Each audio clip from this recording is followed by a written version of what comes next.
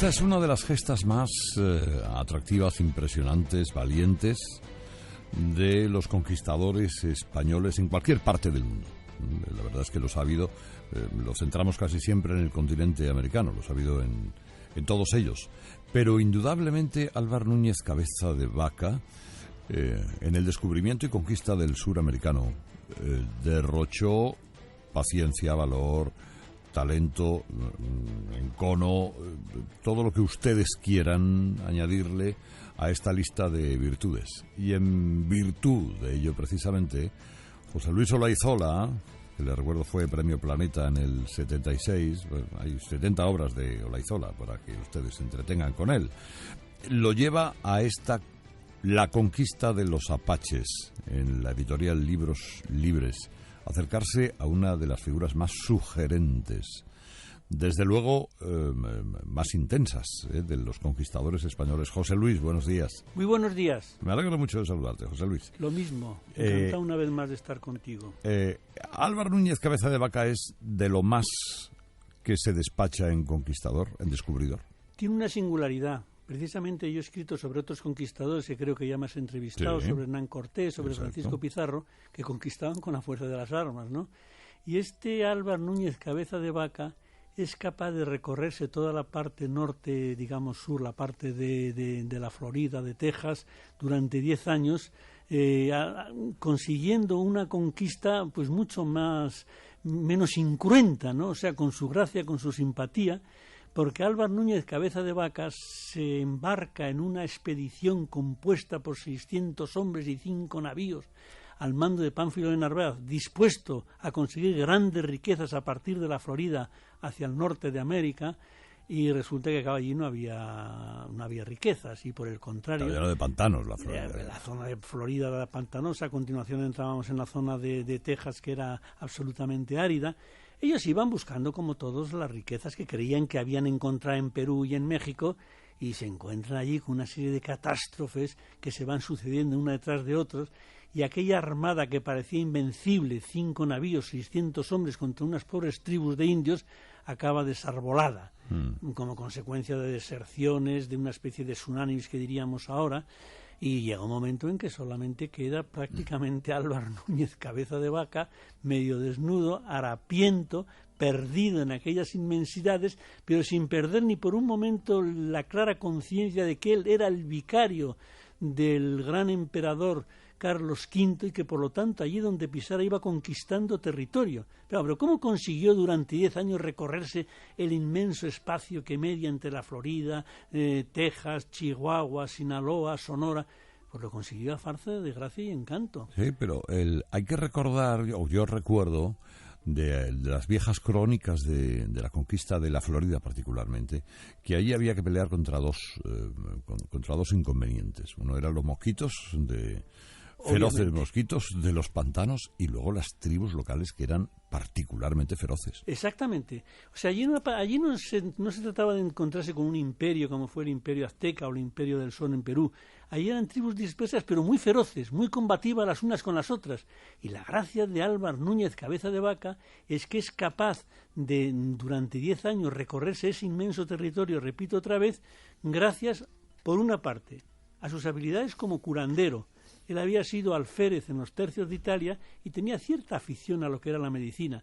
Y claro, se encuentra con unos indios absolutamente incultos, desprotegidos, y por ejemplo algo tan sencillo como sacar una muela les parecía una cosa mágica y maravillosa, o arrancarles una flecha, y empieza a hacer una labor de curandero, pues él estaba perdido ya. Además los indios les habían perdido el respeto. O sea, el respeto que les tuvieron inicialmente cuando llegaron, vieron, bueno, que bien, que eso de los arcabuces era eficaz relativamente, pero que disparaba una bala y se acababa, y que ellos con las flechas podían hacer otro tanto. O sea que les habían perdido el respeto.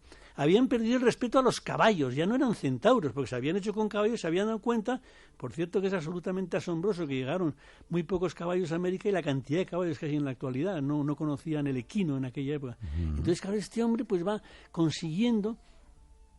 Por ejemplo, una habilidad que se dio enormemente fue la de traficar se daba cuenta que como todas aquellas tribus indómitas de apaches, de apalaches, de sius, estaban reñidas las unas con las otras, él se las ingeniaba para negociar con unos que tenían exceso de maíz, pero les faltaban conchas para hacer cuchillos, o les fintaban pieles, y entonces empieza a negociar con ellos, con unos y con otros, siempre con la clara sensación de que él, aunque estuviera solo, harapiento y perdido, era el vicario de Carlos V, porque le parecía que lo más maravilloso del mundo era ser súbdito de Carlos V. No.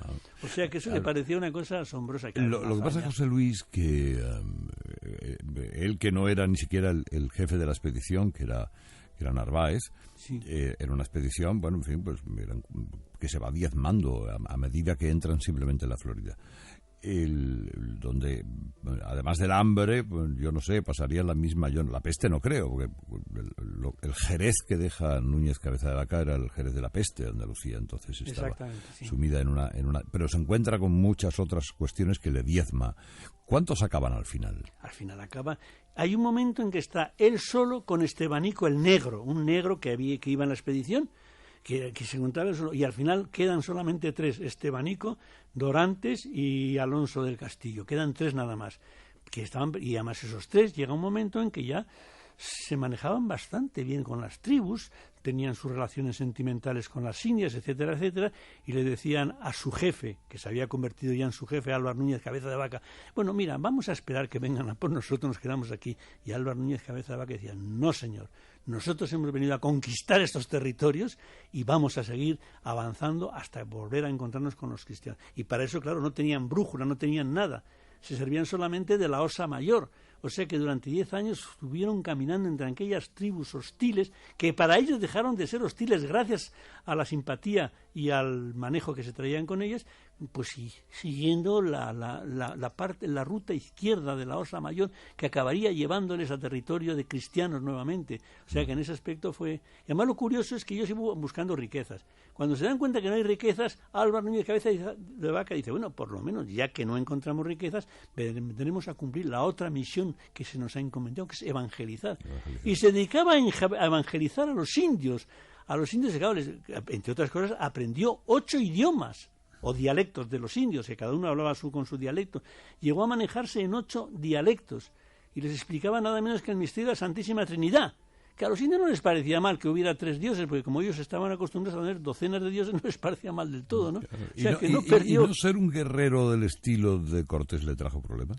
¿Perdón? ¿El no ser guerrero? Como al estilo de Cortés, es decir, al ser más un tipo que iba pactando, y es decir, que no era un hombre que iba arrasando, sí. Es decir, no era un bravo conquistador al estilo de lo que se esperaba de los conquistadores. No era un bravo conquistador, ni muchísimo menos. Lo que era un hombre muy agudo y muy inteligente. Él, por ejemplo, llegaba a los poblados nuevos, le había precedido su fama de curandero, de chamán, procuraba llevarse muy bien con el jefe, procuraba llevarse muy bien con el chamán o brujo de la tribu, procuraba, por ejemplo, aportarles cosas, pero cuando llega un momento que para manejar esas mercancías con las que traficaba con unos y con otros, tiene que inventar la rueda, porque los indios se servían de esteras para transportar, y él les consigue hacer una rueda con unas ramas de árboles, etcétera, etcétera, que para los indios fue un descubrimiento. Un señor que fuera capaz de crear una rueda les parecía un genio, les parecía un dios o poco menos, algo tan sencillo como es una rueda, ¿no? O sea que realmente él no tenía un talante de conquistador agresivo, ni mucho menos. La prueba es que cuando está de alférez en los tercios de Italia, le interesaba más la curandería, el ver cómo curaban los cirujanos, que la espada. No era un hombre de espada, pero era un hombre muy, muy generoso. Bueno, y está 10 años, llega finalmente a lo que, no sé, a Nuevo México, a donde llegara. Exactamente, sí. Y después de eso, ¿qué hace? ¿Se vuelve? Bueno, después de eso hace una cosa muy importante. Una vez que ha vuelto a territorio cristiano, digamos así, al del la Nueva España, que entonces se llamaba México, entonces él se da cuenta de que los conquistadores estaban haciendo un disparate, que era esquilmar a los indios. Dice, si esquilmáis a los indios no trabajan, los indios no plantan maíz, y estamos condenados a la inanición y a la muerte. O sea que tiene una labor de unos cuantos meses de convencer a los conquistadores majestáticos que estaban en la zona de la Nueva España de que había que cuidar mejor al indio, pero ya no solo por caridad cristiana, sino por conveniencia, para que estos a su vez siguieran trabajando el maíz, los frutales, etcétera, etcétera. Realiza una gran labor. Y ya cuando por fin vuelve a España y se encuentra con su querida María Marmolejo, porque estaba enamoradísimo de su mujer, de María Marmolejo, y dice, yo no vuelvo a América ni por todo el oro del mundo. ¿Qué te crees tú eso? Porque resulta que el emperador Carlos V, visto el éxito que había tenido en la Florida, le encomienda nada menos que el cargo de gobernador general del Río de la Plata, y se vuelve otra vez al Río de la Plata. Pero ya es una parte... a mí me interesa menos, es menos literaria, ya vuelve al Río de la Plata, al frente también de una armada bastante poderosa, etcétera, etcétera, y es una historia más de las tantas. A mí lo que me ha interesado, como novelista que soy, es el aspecto literario de ser capaz de recorrer durante 10 años ese terreno, ese territorio hostil, y acabar conquistándolo para España, ¿verdad?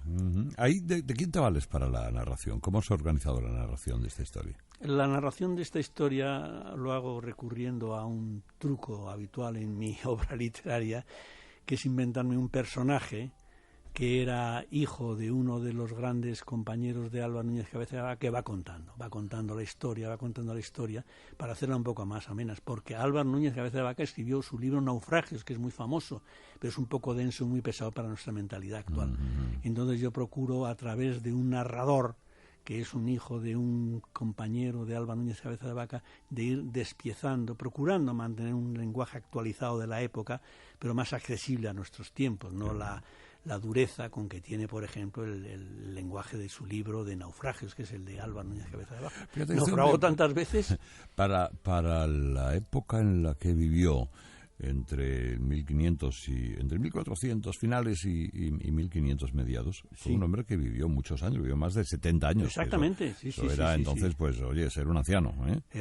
Murió como un anciano, refugiado en un convento de Sevilla, de tu querida Sevilla, en un convento de franciscos de tu querida Sevilla, y murió el hombre, pues, muy...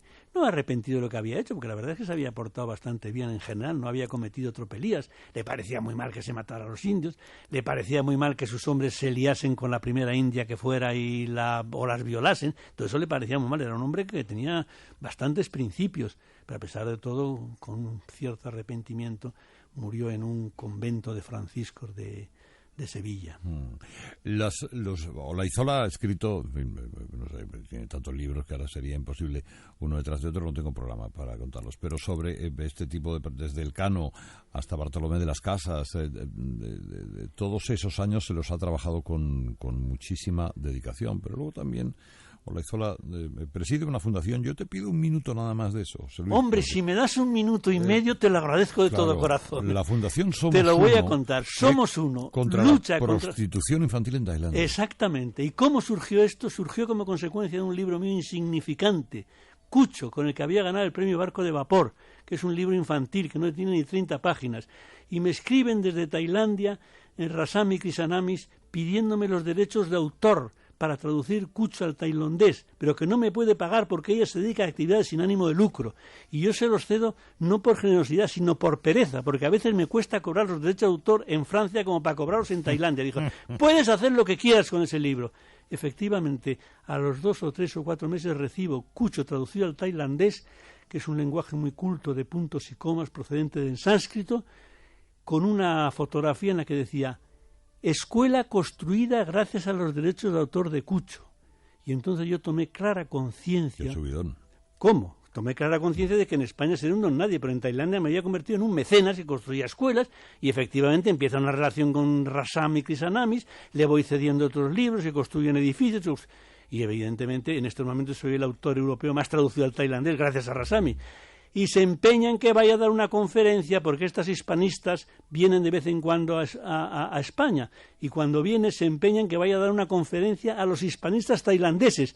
Y le dijo yo, mira, Rasami, yo lo último que hago es ir a Tailandia a dar una conferencia a los hispanistas. Efectivamente, un mes y medio después volaba en la TAI, y en Tailandia conozco a la verdadera estrella de este asunto, el padre Alfonso de Juan, misionero jesuita, que lleva 40 años luchando en Tailandia contra todos los dramas de los boat people, de los refugiados camboyanos, y cuando yo le conozco está luchando contra el drama de la prostitución infantil en Tailandia, 50.000 prostitutas menores de 14 años entre Bangkok y Phuket.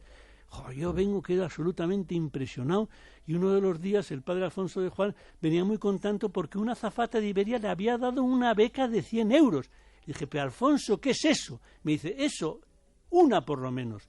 Y cuando vuelvo a España, pues con el una por lo menos, mi mujer y yo, pues nos encontramos un poco prendidos y me meto en una aventura que no digo que sea como la de Albert Núñez Cabeza de Vaca, pero poco menos, porque se me ocurre empezar a hablar en conferencias del tema de la prostitución infantil, de las niñas que las venden en los prostíbulos y que están absolutamente perdidas, y me encuentro compelido a crear una ONG que se titula Somos Uno, de la que yo soy el presidente, mi mujer es la vicepresidenta y mis 8 hijos son los consejeros. Y llevamos escolarizadas 2.000 niñas, 200 en la universidad, niñas de los arrozales de Camboya, lo más ínfimo de la sociedad tailandesa, carne de prostíbulo, que terminan en la universidad. Y claro, yo es que digo, verdaderamente, esto es algo que Dios ha colocado en mi camino, porque si no, yo me explico en qué lío me he metido. Pues te doy la enhorabuena por eso, José Luis. Hombre, es que ya además, como dicen mis hijos, papá, menuda herencia nos deja, la mejor que os puedo dejar, ya no tiene solución. Ya no, es que tú te haces idea de lo que es estas niñas condenadas a la prostitución, que acaben, gracias al padre Alfonso de Juan y gracias a Rasami Kisanami, que acaben, bueno, nosotros evidentemente, casi voy a presumir, llevamos mandados 2 millones de euros, a mí no me cabe en la cabeza. A mí no me cabe en la cabeza porque soy un escéptico, pero yo cuando le digo a Alfonso, yo no me explico cómo te mando tanto dinero.